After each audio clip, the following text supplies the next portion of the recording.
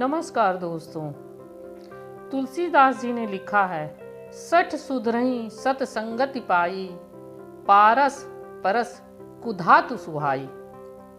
मानव जीवन अपने आसपास के वातावरण से अधिकतर प्रभावित होता है। मनुष्य जैसी संगति के साथ रहता है, उस पर वैसी संगति का प्रभाव जरूर पड़ता है। जैसे स्वाति की एक बूंद विसंगति पाकर उन्हीं के अनुरूप बन जाती है और सीप के संपर्क आकर मोती। अगर मनुष्य सत्संगति करता है तो महान बनता है और कुसंगति से क्षुद्र बनता है। उदाहरण के तौर पर मैं आपको एक छोटा सा दृष्टांत सुनाती हूँ। एक चोर जब मरने लगा तो उसने अपने पुत्र को सांसारिक व्यवहार की शिक्षा दी। इसके उपरांत यह भी नसीहत दी कि बेटा, भूल कर भी किसी पंडित की कथा व उपदेश न सुनना। यदि कभी जहाँ कथा हो रही हो और तुम्हें उस रास्ते से जाना पड़े तो कानों में उंगली लगाकर चले जाना। अब क्या, पिता की मृत्यु के बाद इस नए चोर ने भी अपने कामों में खूब हाथ की सफाई दिखाई। एक दिन ऐसा समय आया कि उसे चोरी करके ऐसे मार्ग से जाना पड़ा कि जहाँ कथा हो रही थी। चोर अपने पिता की बात याद करके अपने कानों में उंगलियां लगाकर दौड़ने लगा, परंतु ठोकर लगने के कारण मुंह के बल गिर गया और उसके कान से उंगली निकल गई और कथावाचक के यह शब्द कि देवता की परछाई नहीं होती उसके कान में पड़ गई। कुछ दिन बीते कि उस चोर ने फिर एक बड़ी चोरी की। पुलिस वाले ने इस चोर से यह सच्चाई जानने के लिए कि इसने चोरी की है या नहीं। एक पुलिस वाले ने काली माता जी का रूप धरकर चोर के मकान में आधी रात को पहुंचा और आवाज दी।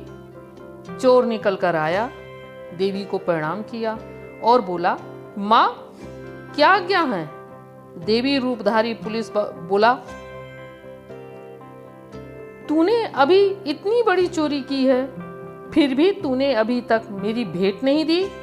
वह चोर चोरी के बारे में कुछ कहने ही वाला था कि उसकी निगाह परछाई पर पड़ी तो उसे उस कथा में कही हुई बात याद आ गई कि देवता की परछाई नहीं हो बनती। बस वो समझ गया। उसने कहा, माता तू कैसी भेंट मांगती है? मैंने तो कोई चोरी नहीं की। इस पर नकली देवी ने डांट कर कहा, क्यों मुझसे झूठ बोलता है? देवता से भेंट छुपाता है? चोर ने कहा, मैं सच कहता हूं कि मैंने कोई चोरी नहीं की। अगर देवता ही झूठ बोलने लगे तो मैं क्या करूं? आप मुझ पर झूठा दोष लगाती हैं।